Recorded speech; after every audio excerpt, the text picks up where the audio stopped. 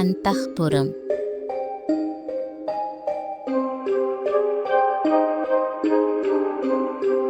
అనంతపురం దగ్గరలో గద్వాల అనే ఒక గ్రామం ఉంది. గద్వాల ఎంతో అందమైన మరియు విశాలమైన గ్రామం. గద్వాలలో ప్రజలు ఎన్నో వ్యాపారాలు చేస్తూ జీవనం సాగిస్తూ ఉంటారు. గద్వాలకు ప్రతిరోజు చుట్టుపక్కల గ్రామాల నుండి ఎందరో ప్రజలు వస్తూ తమ కార్యకలాపాలను సాగిస్తూ ఉంటారు. గద్వాలలో అంతఃపురం అనే అతి భయంకరమైన ఒక కోట ఉంది. ఆ కోట చుట్టూ ఎన్నో కథలు, కథనాలు మరియు పుకారులు వాడుకలో ఉన్నాయి. అంతఃపురం ఒక రాజప్రాసాదం, కానీ అది ఒక శాపంతో నిండిపోయిన ప్రదేశం అని ఆ ఊరి గ్రామస్తులు నమ్ముతారు. ఒకసారి చీకటయ్యాక ఆ ఇంటిలోకి వెళ్ళకండి అని ఆ ఊరి పెద్దవారు చెబుతారు. ఎందుకంటే ఆ ఇంటిలోకి వెళ్ళిన వారు ఎన్నటికీ తిరిగి రాలేదు. అయితే గద్వాలకి కొత్తగా 4 స్నేహితులు రాహుల్, ప్రియా, అజయ్ ఇంకా శిల్ప వస్తారు. రాహుల్ ఎంతో ధైర్యవంతుడు, ప్రియా ఉత్సుకత ఉన్న ఆకర్షణీయమైన అమ్మాయి, అజయ్ ఎంతో తెలివైనవాడు, శిల్ప కొంచెం భయస్తురాలు. వారికి అంతఃపుర కోట గురించి తెలుస్తుంది. వారు గ్రామస్తుల మాటలను నమ్మలేదు. గ్రామస్తులు చెప్పినవి కట్టుకథలు అని, అవి కేవలం కార్లు మాత్రమే అని వారు భావిస్తారు. మరియు అంతఃపుర కోట రహస్యాలను తెలుసుకోవాలని వారు నిర్ణయించుకుంటారు. ఒకరోజు చీకటి పడిన తర్వాత రాత్రి 10 గంటల సమయంలో రాహుల్, ప్రియా, అజయ్ ఇంకా శిల్పాలు ఆ ఊరిలోని ఒకరి సహాయంతో ఆ అంతఃపురంకి వెళతారు. ఆ ఇంటి తలుపులు ఎంతో పాతదిగా మరియు దుమ్ము పట్టినట్లుగా ఉంది. ఇది నిజంగా భయానకంగా ఉంది, మనం వెనక్కి వెళ్ళిపోదామా అని శిల్ప అడిగింది. డర్తే హి తో జీతే హో అని రాహుల్ నవ్వుతూ తలుపు తెరిచాడు. లోపలికి అడుగు పెట్టగానే వారికి రాజుల కాలం నాటి పాత చెక్క మంచం ఒకటి కనిపించింది. దాని మీద ఎర్రటి మరకలు ఉన్నాయి. గదిలో చిమ్మ చీకటి, గాలి మూలుగులు, పగుళ్ళు ఉన్న గోడలు అందరినీ భయాన్ని కలిగించాయి. వారు ఆ గదిని ఆశ్చర్యంగా పరిశీలించసాగారు. ఒక్కసారిగా గది తలుపులు మూసుకుపోయాయి. గాలిలో చప్పుళ్ళు వినిపించాయి. ఇది నిజంగా రక్తపు మరకలేనా అని ప్రియా అడిగింది. రాహుల్ నవ్వుతూ ఇది చాలా పాతదిలే అని చెప్పినా అందరికీ ఏదో పెద్ద ప్రమాదం జరగబోతున్నట్లుగా అనిపించింది. అయితే వారు ఆ మంచం దగ్గరికి చేరగానే శిల్ప ఒక్కసారిగా అరుస్తూ కింద పడిపోయింది. ఈ మంచం తాకిన వారు ప్రాణం పోగొట్టుకుంటారు అని ఎవరో అన్నట్లు శబ్దం వినిపించింది. రాహుల్ శిల్పను లేపడానికి ప్రయత్నించాడు, కానీ గది చుట్టూ చీకటి కమ్ముకుంది. అజయ్ గోడల మీద ఉన్న చిత్రాలను గమనించాడు. ఒక రాజు తన కుటుంబాన్ని చంపుతున్న దృశ్యాలు అవి. వెంటనే అతనికి గ్రామ పెద్ద మాటలు గుర్తుకు వచ్చాయి. ఈ మంచం కోసం ఒక యువరాజు తన కుటుంబాన్ని చంపాడు, వారి ఆత్మలు ఇంకా ఇక్కడే ఉన్నాయి అని. ఇది ఆ రాజు ఇంటి కథ కావచ్చు. ఆయన ఈ మంచం మీద తన కుటుంబాన్ని చంపాడు అని అజయ్ అన్నాడు. ఈ ఇంటిలోని ఆత్మలు ఇప్పటికీ అక్కడే ఉన్నట్లు అందరికీ అర్థమయ్యింది. గదిలోని నీడలు కదులుతూ వారిని చుట్టుముట్టాయి. ఇంతలో రాహుల్ ఒక పాత పుస్తకాన్ని చూస్తాడు. దానిలో శాపం తొలగించడానికి మంత్రం రాసి ఉంది. అతను ఆ మంత్రం చదవడం ప్రారంభించాడు. ఒక్కసారిగా గది చుట్టూ గాలి కదలడం మరింత ఎక్కువైంది. ఆ మంచం ఒక్కసారిగా అతి భయంకరమైన రుద్రరూపం దాల్చింది. స్నేహితులు రాక్షస మంచం నుండి తప్పించుకుని బయటపడి మరి ఒక గదిలోనికి ప్రవేశిస్తారు. అది ఆ భూతపు రాజు గది. 4 స్నేహితులు రాజు గది లోపల ఉన్న పురాతన బొమ్మలు, ఆభరణాలు మరియు చిత్రాలు చూస్తారు. రాజభూతం గదిలోని దాని భయంకరమైన ఆకారంతో ప్రత్యక్షమవుతాడు. భూతపు రాజు వారిని అక్కడ నుండి వెళ్ళిపోవాలని హెచ్చరిస్తాడు. వెంటనే రాహుల్ శాపాన్ని తొలగించడానికి మంత్రాన్ని చదవడం ప్రారంభిస్తాడు. నీడలు మరింత భయంకరంగా మారి సమూహంపై దాడి చేస్తాయి. రాహుల్ తన ధైర్యాన్ని పోగు చేసి మంత్రం చివరి వరకు చదివాడు. మంత్రం శక్తి వల్ల రాజు ఆత్మ శక్తిని కోల్పోయి నశించడం ప్రారంభమవుతుంది. రాహుల్ మంత్రం చివరి భాగాన్ని చదివి పుస్తకాన్ని రాజభూతం వైపు చూపిస్తాడు. అప్పుడు ఆ పుస్తకం ఒక శక్తివంతమైన కాంతిని విడుదల చేస్తుంది. రాజభూతం ప్రకాశవంతమైన కణాలుగా విడిపోతుంది. ఆ మంచం పెద్ద శబ్దంతో పేలిపోతుంది. ఆ ఇంటి పైకప్పు కూలిపోతుంది. అందరూ బయటకి పరిగెత్తుతారు. శాపం పూర్తిగా తొలగిపోతుంది. అందరూ బయటకు వచ్చిన తరువాత తెల్లవారింది. అంతఃపురం కోట కూలిపోయింది. స్నేహితులు గ్రామస్తులకు జరిగిన విషయం అంతా చెబుతారు. గ్రామస్తులు అంతా ఎంతో సంతోషించి సంబరాలు చేసుకుంటారు. మరుసటి రోజు స్నేహితులు మరియు గ్రామస్తులు కలిసి ఆ పుస్తకాన్ని ఆ ఊరి ఆలయానికి అప్పగిస్తారు. తరువాత స్నేహితులు ఆ ఊరి గ్రామస్తులకు వీడుకోలు చెప్తే తిరుగు ప్రయాణం అవుతారు. కానీ అందరికీ ఒకటే సందేహం, ఈ కథ నిజంగా ముగిసిందా అని.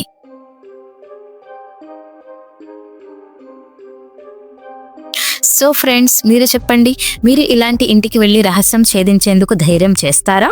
మీ అభిప్రాయాలను కామెంట్లలో తెలియచేయండి. మరిన్ని ఆసక్తికరమైన కథల కోసం మా ఛానల్ని సబ్స్క్రైబ్ చేయండి. అండ్ ఇది ఒక కథ మాత్రమే. రియల్ లైఫ్లో ఇలాంటి అడవుల్లోకి వెళ్ళే ప్రయత్నం చేయవద్దు. జాగ్రత్తగా ఉండండి. Thank you for watching. వర్షంలో అమ్మ ప్రేమ. అనగనగనగా రామాపురం అనే గ్రామంలో సీత అనే 6 ఏళ్ల పాప ఉండేది. సీత ఎంతో చురుకుగా మరియు ఉత్సాహంగా ఉండేది. సీతకు ఆటలు ఆడడం అంటే ఎంతో ఇష్టం. ఒకరోజు తల్లి లక్ష్మి సీతతో ఇలా అంటుంది, సీత, ఈరోజు బయట బాగా మబ్బులు పట్టాయి. పెద్ద వర్షం పడేలా ఉంది. కాబట్టి ఈరోజు ఇంట్లోనే ఉండి ఆటలు ఆడుకో అంటుంది. కానీ సీత తన తల్లి మాటలు పట్టించుకోకుండా, కొంచెం సేపు నా స్నేహితులతో ఆడుకొని వస్తాను అమ్మా అని చెప్పి బయటకు పరిగెత్తింది. సీత పసుపు రంగు డ్రెస్సులో ఎంతో ఆనందంగా స్నేహితులతో ఊరి మధ్యలోని వటవృక్షం కింద ఆడుతూ ఉంటుంది. కానీ కొద్దిసేపటికి మబ్బులు నల్లగా మారి బలంగా గాలులు వీచడం ప్రారంభం అవుతుంది. సీత ఒక్కసారిగా వాతావరణం మారిపోయేసరికి ఎంతో భయపడి నిలిచిపోయింది. వర్షం మొదలైంది. రోడ్డుపై నీరు ప్రవహిస్తూ ఉంటుంది. పిల్లలంతా తమ ఇళ్లకు పరిగెత్తుతారు. కానీ సీత ఒంటరిగా తడుచుకుంటూ ఉండిపోయింది. అమ్మా, నువ్వు ఎక్కడ ఉన్నావు? నాకు భయంగా ఉంది అని అరుచుకుంటూ పరిగెత్తసాగింది. ఇంతలో తల్లి లక్ష్మి ఒక చిన్న గొడుగు పట్టుకొని సీతను వెతుకుతూ బయలుదేరుతుంది.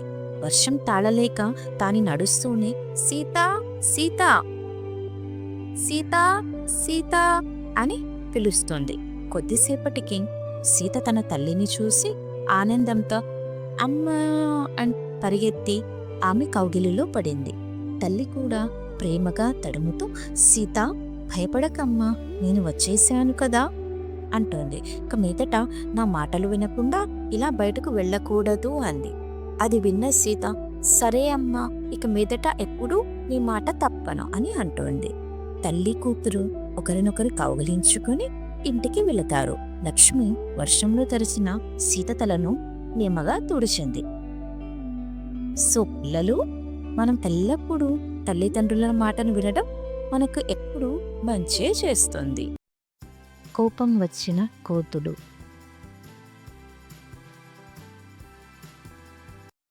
అనగనగనగా ఒక అడవిలో ఒక పెద్ద వృక్షం ఉండేది. ఆ వృక్షంలో ఎన్నో పిట్టలు మరియు పక్షులు గూళ్ళు కట్టుకొని ఎంతో సంతోషంగా నివసిస్తూ ఉండేవి. ఆ వృక్షం వాటికి చలి, గాలి, ఎండ తగలకుండా కాపాడేది. ఒకరోజు ఆకాశమంతా మబ్బు కాసి హోరున వర్షం కురవసాగింది. అడివంతా ఎంతగానో తడిసిపోయింది. ఆ వృక్షం పక్కనే ఆడుకుంటున్న కొన్ని కోతులు ఒక్కసారిగా హోరున వర్షం కురవడంతో వానలో తడిచి గజగజ వణుకుతూ ఆ వృక్షం కిందకు చేరాయి. వర్షంలో తడిచి వణుకుతున్న కోతులను చూసి పక్షులు నవ్వుతూ వెటకారంతో ఇలా మాట్లాడాయి, మేము ఇంత చిన్నగా ఉన్న మా ముక్కులతో గడ్డి పరకలు చితుకులు సమకూర్చుకొని గుళ్ళు కట్టుకున్నాము. మరి మీకు 2 కాళ్ళు చేతులు ఉన్నా మీరు ఇల్లు కట్టుకోలేరు అని ఎగతాళి చేయసాగాయి. ఆ మాటలు విన్న మూర్ఖులైన కోతులకు చాలా కోపం వచ్చింది. అవి గబగబా చెట్టునెక్కి ఆ పక్షుల గూళ్లను ధ్వంసం చేశాయి. ఆకులను కొమ్మలను విరిచి చెల్లాచెదురు చేసేశాయి. పాపం గూళ్లలోని గుడ్లు మొత్తం పగిలిపోయాయి. పక్షుల పిల్లలు భయంతో ఏడుపునందుకున్నాయి. సర్వం నాశనం చేసి వర్షం తగ్గిన తరువాత ఆ కోతుల గుంపు అక్కడ నుండి వెళ్ళిపోయాయి. రూపుమాపైపోయి చెల్లాచెదురుగా పడిపోయిన గూళ్ళు, చెట్లు, పగిలిన వాటి గుడ్లను చూసి అయ్యో అనుకొని పక్షులన్నీ ఎంతగానో విచారించాయి. అనవసరంగా మనకు సంబంధం లేని విషయంలో తలదూర్చామని ఎంతగానో పశ్చాత్తాపపడ్డాయి. సో పిల్లలు, మనకు వీలైతే ఒకరికి సహాయం చేయాలే కానీ అనవసరంగా ఎవరి విషయంలోనూ జోక్యం చేసుకోకూడదు. లేదంటే ఈ కథలోని గూటి పక్షులలాగా పశ్చాత్తాపపడవలసి వస్తుంది. Thank you for watching. For more interesting videos please do subscribe to our channel. Thank you. కొత్త సంవత్సరం, కొత్త జీవితం. అనగనగనగా రేపల్లె అనే గ్రామంలో రాజు అనే 10 సంవత్సరాల బాలుడు ఉండేవాడు. రాజు ఎంతో ఉత్సాహవంతమైన తెలివైన కుర్రవాడు. రాజు కొద్ది రోజుల నుంచి కొత్త సంవత్సర వేడుకల కోసం ఎంతో ఉత్సాహంగా ఎదురు చూస్తూ ఉన్నాడు. ఒకరోజు రాజు వాళ్ళ నాన్న దగ్గరికి వెళ్ళి, నాన్న, ఈసారి మనం కొత్త సంవత్సర వేడుకలు చాలా గ్రాండ్గా జరుపుకోవాలి. నాకు కొత్త బట్టలు, బొమ్మలు, ఇంకా బోలెడన్ని స్వీట్స్ కావాలి అని ఎంతో ఉత్సాహంతో చెప్తాడు.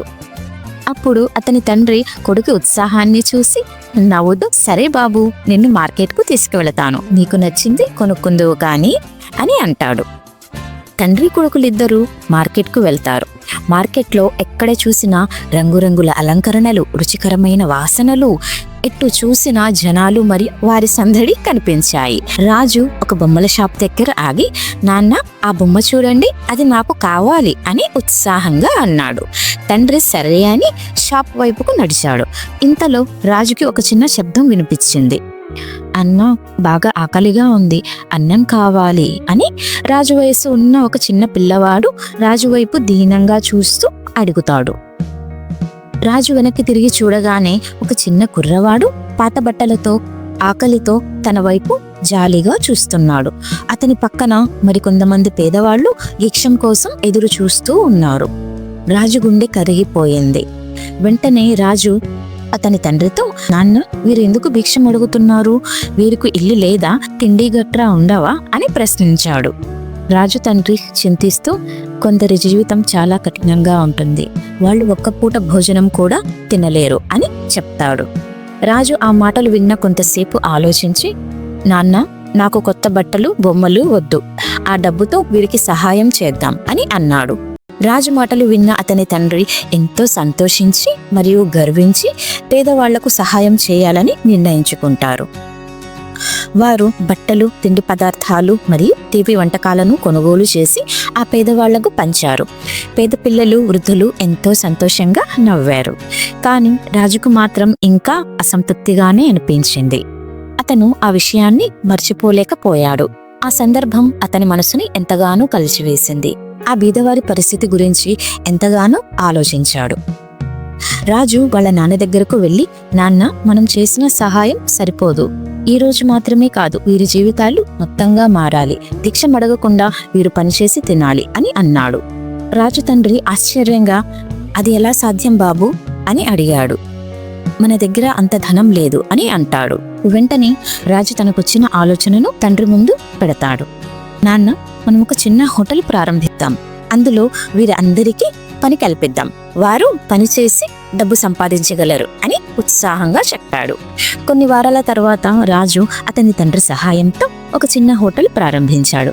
ఆ హోటల్కు కొత్త ఆరంభం అని పేరు పెట్టారు. పేదవాళ్లకు ఆ హోటల్లో పనిచేసే అవకాశాన్ని కల్పించారు. హోటల్ ఎంతో విజయవంతమైంది. భిక్షం అడిగిన వారు ఇప్పుడు గౌరవంగా పనిచేస్తున్నారు.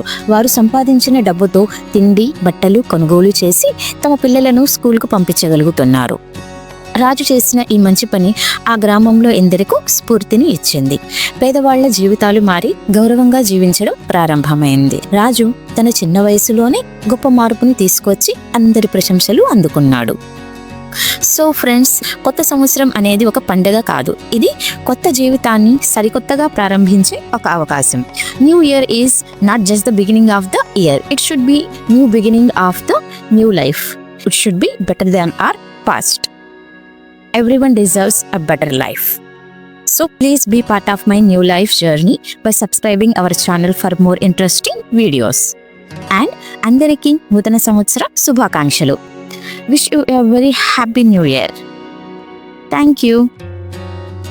చిన్నారి లలిత. అనగనగనగా సిరిపురం అనే గ్రామంలో లలిత అని చిన్న పాప ఉండేది.